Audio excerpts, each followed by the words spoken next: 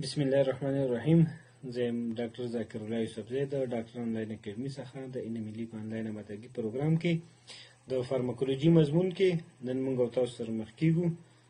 نن زموږ او تاسو موضوع به وي د فارماکولوژي سیستم، عصبي سیستم عمومیات او د عصبي سیستم هغه اناټومي، فیزیولوژي او اکشن پوتنشل، ساینپس، نیوروټرانسمیټر دا شیان نن موږ او تاسو بحث کوو.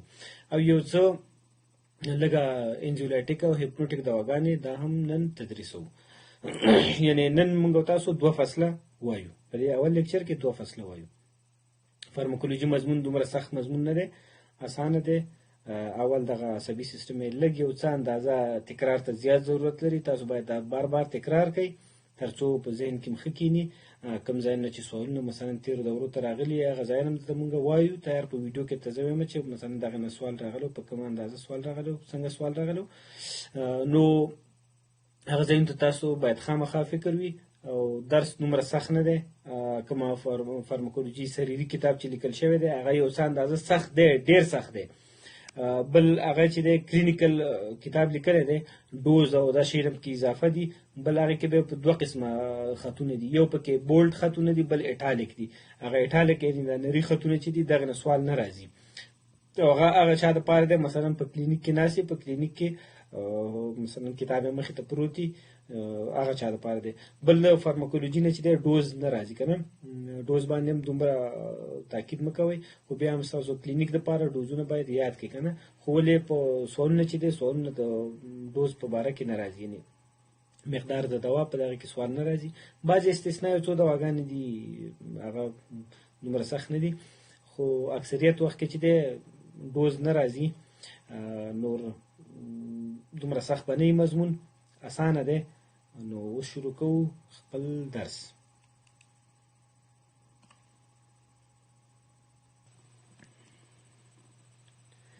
ګرانو ډاکټر صاحبانو، اوس خپل لیکچر ته ادامه ورکوو. د فارماکولوژي په دغه آنلاین لیکچر کې زه یم ذاکر الله یوسفزی. مونږ او تاسو فارماکولوژي شروع کوو. فارماکولوژي کومه ایگزیت کې چې څومره فصلونه شامل دي هغه ټول به وایو. چې دلته ما لیکلي چې دویم فصل دا معنی چې د دې کوم اول فصل چې دی هغه په ایگزیت کې نه دی شامل، نو هغه عمومیات دي، هغه په ایگزیت کې نه دی شامل. نو چې کوم ځایونه شامل دي هغه به مخته وایو. زه اوس د هر څه نه مخکې مونږ او تاسو شروع کوو انټروډکشن اف CNS فارماکولوژي. دا عمومیات دي د سنټرل نرو سیستم فارماکولوژي عمومیات. اول باید وایو، اول مونږ او تاسو باید د فارماکولوژي د نظره په CNS باندې پوه شو. که چېرته مونږ او تاسو په CNS عمومیات باندې پوه نه شو نو مونږ او تاسو به نه پوهیږو چې دواګانې د هغې تاثیر په هغه شیانو به نه پوهیږو. نو د دې د هر څه نه مخکې یو څه دغه وایو چې اول اناټومي د عصبي سیستم ده. عصبي سیستم په 2 ګروپونو باندې تقسیمو، په 2 برخو باندې تقسیمو. یعنی یو سنټرل نرو سیستم دی، بل چې دی پیریفرل نرو سیستم دی. سنټرل نرو سیستم بیا خپله دا د دماغو نه او د سپاینل کارډ نه جوړ دی. یعنی مرکزي عصبي سیستم چې دی دا څه نه جوړ دی؟ دماغو نه او د نخاع نه. په محیطي کې څه دي؟ په محیطي کې نیورونونه شامل دي. دغه نیورونونه بیا په 2 ډوله باندې دي. په محیطي عصبي سیستم کې 2 رقم ته نیورونونه دي چې یو ته موږ ایفرنٹ وایو او بل ته افرنٹ وایو.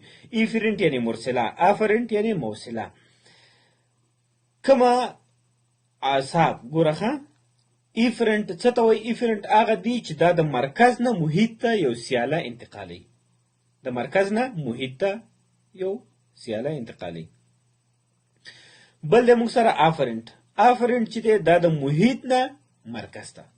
دلته تاسو چېرته وګورئ ایفرنٹ چې دا اکثریت چې دی دا موټر دي، یعنی حرکي دي. افرنٹ چې دی دا سینسري دي، صحیح ده. بیا ایفرنٹ سیستم چې دی دا په نور 2 ګروپونو باندې تقسیمو چې یو اټونومیک نرو سیستم دی، بل سومیټک نرو سیستم دی. سومیټک نرو سیستم دا هغه سیستمونه به کنټرولوي کومه چې یعنی زمونږ او ستاسو په اراده کې، لکه اسکلیټي عضلات، صحیح ده، لکه اسکلیټي عضلات.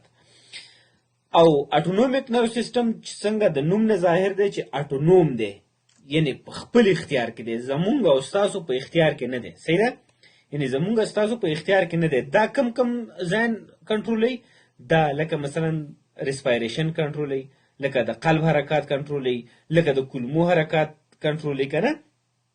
دا اټونومیک نرو سیستم بیا خپله په 3 ګروپونو باندې دی. یو پاراسمپتیټک دی، بل سمپتیټک دی، بل انټیریک دی.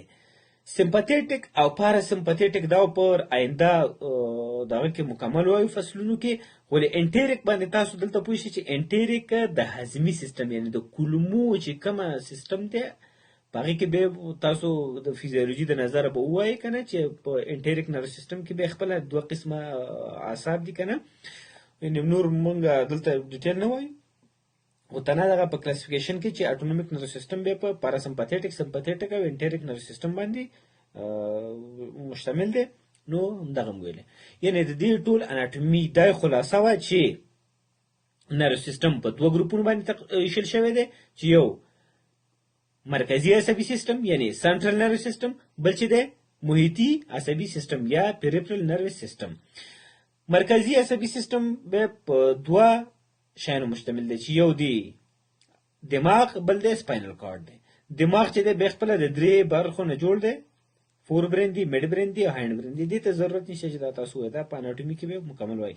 او سپاینل کارډ چې دی، سپاینل کارډ به د څه نه جوړ دی چې په دې کې دلته ګوره خاص سرچپه شوي دي، ډایګرام ته مو بالکل پام وي چې دا سرچپه شوي دي.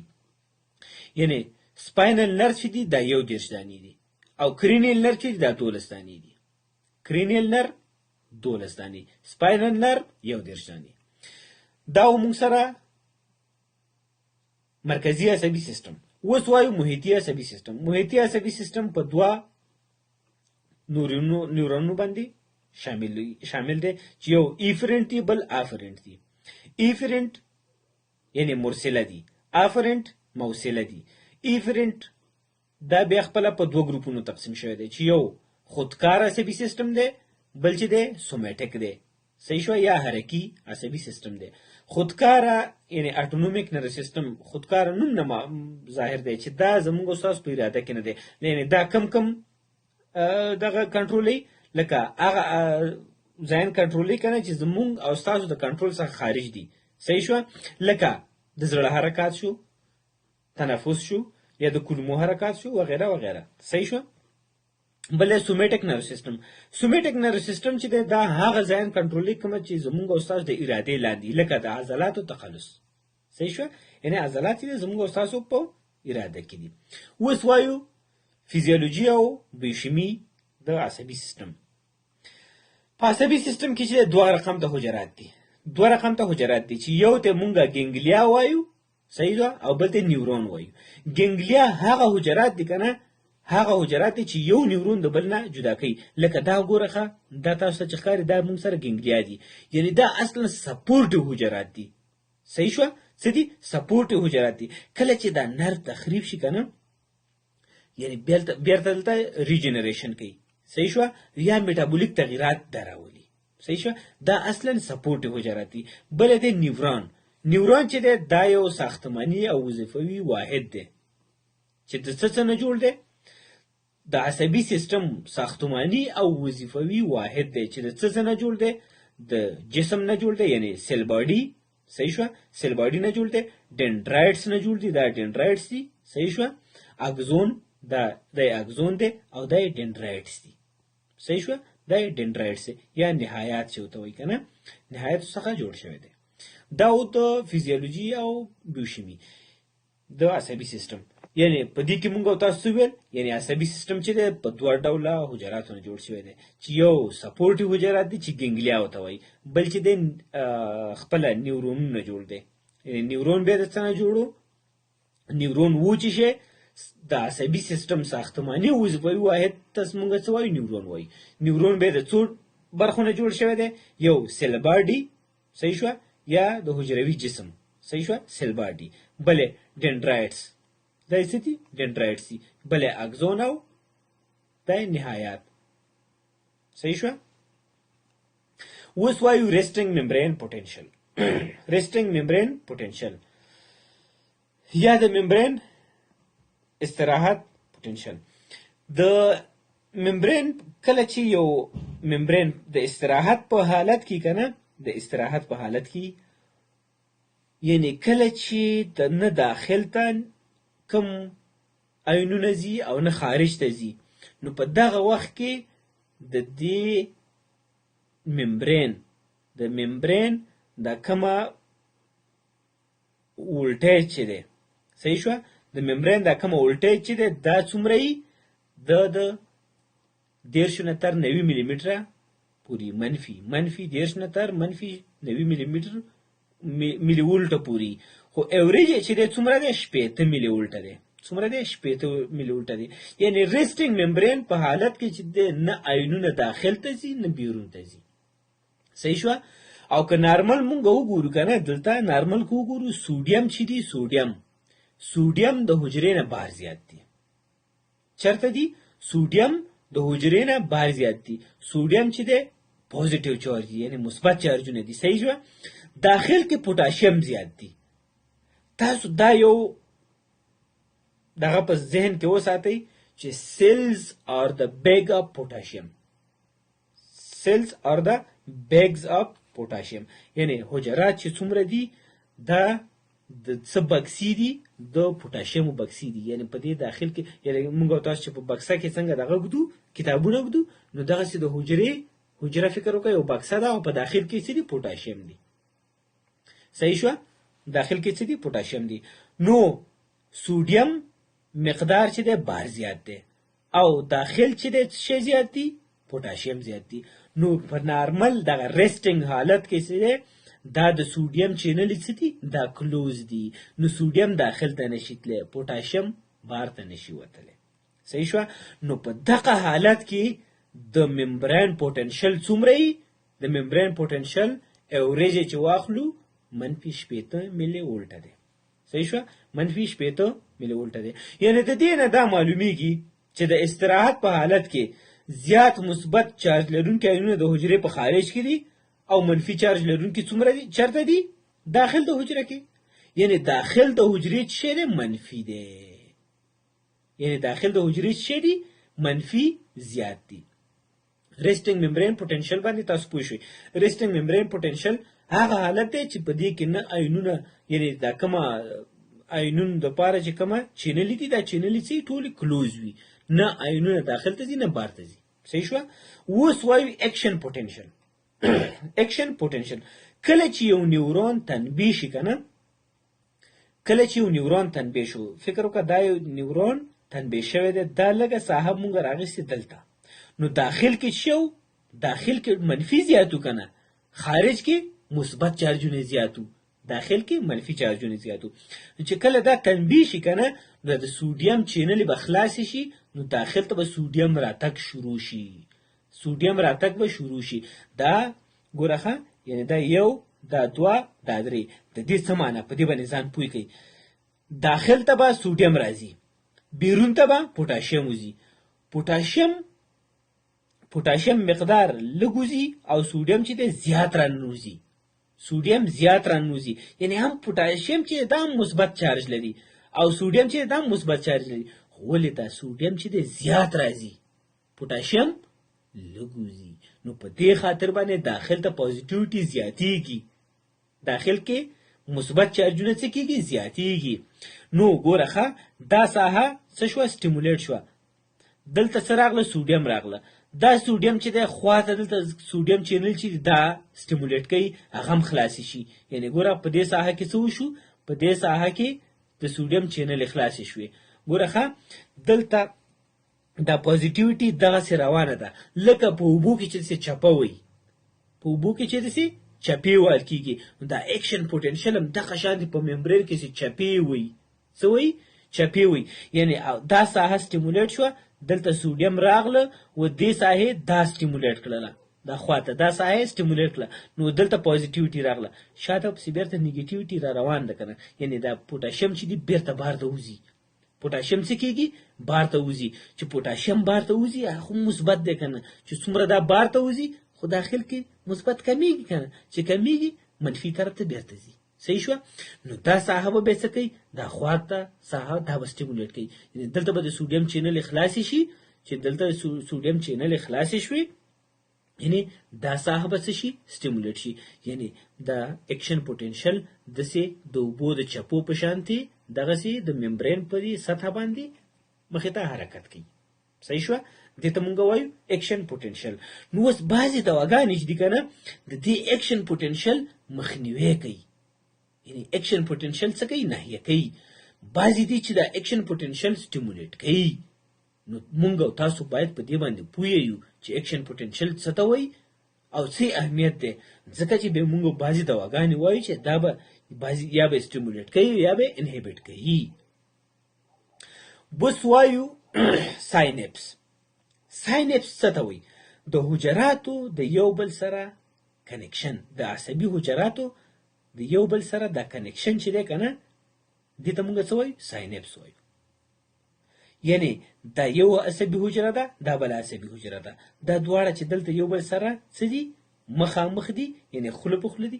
دغه ساحې ته مونږ څه وایو؟ دغه خلا دغه ځای ته مونږ څه وایو؟ ساینپس ته وایو. صحیح شوه؟ دې ته مونږ څه وایو؟ ساینپس وایو. نو اوس د عصبي سیالي دپاره باید یو عصبي سیاله د دې ساحې نه تېر شي، د بل عصب ته ورسیږي. څه وشي؟ د بل عصب ته ورسي.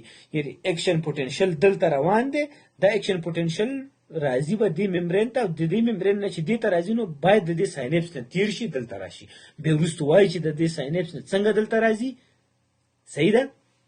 دا ته وروسته وایم. خو ولې ساینپس چې دی که نه، ساینپس دا په عصبي حجراتو کې دا په دوه ډوله دی. یو الکتریکل ساینپس دی او بل چې دی کیمیکل ساینپس دی.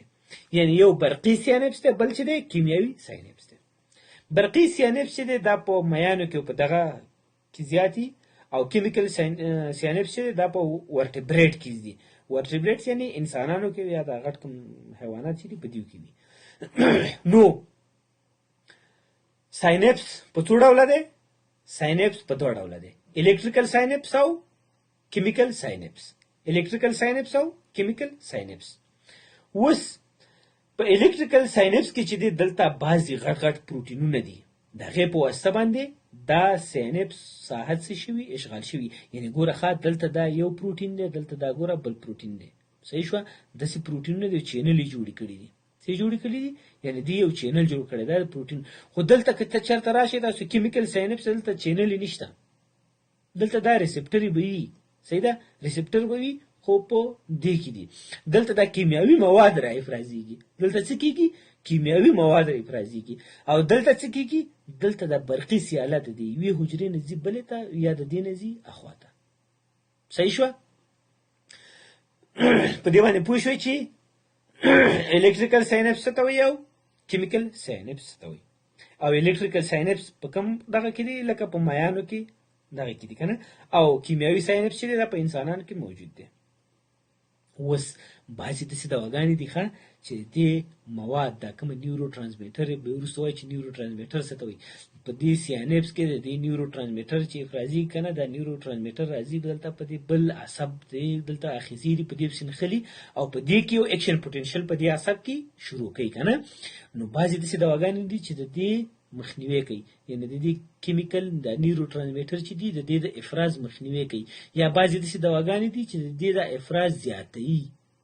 صحیح شوه؟ نو مونږ دپاره مهم دی چې ساینپس یاد کړو. اوس وایو نیورو ټرانسمیټرز. نیورو ټرانسمیټر څه دي؟ دا هغه کیمیاوي مواد دي چې په ساینپس کې افرازېږي. دې ته مونږ نیورو ټرانسمیټر وایو، یا ورته کیمیکل میډیټرونه وایو. صحیح شوه؟ یا ورته کیمیکل میډیټرونه وایو. دا په سینپس کې په مختلف قسمه نیورو ټرانسمیټرونه موجود دي. ښه د تاثیر د نظره چې دا په دوه ګروپونو باندې تقسیمو، چې یو ته اکسایټیټري بل ته انهیبیټري. یعنی اکسایټیټري دا معنی چې تنبیه کننده، تنبیه کننده. انهیبیټري یعنی ناحیه کوونکی. صحیح شوه؟ یعنی نیورو ټرانسمیټر چې دي د تاثیر له مخې دا په دوه ډوله باندې، یا به تنبیه کوونکي یا به ناحیه کوونکي وي.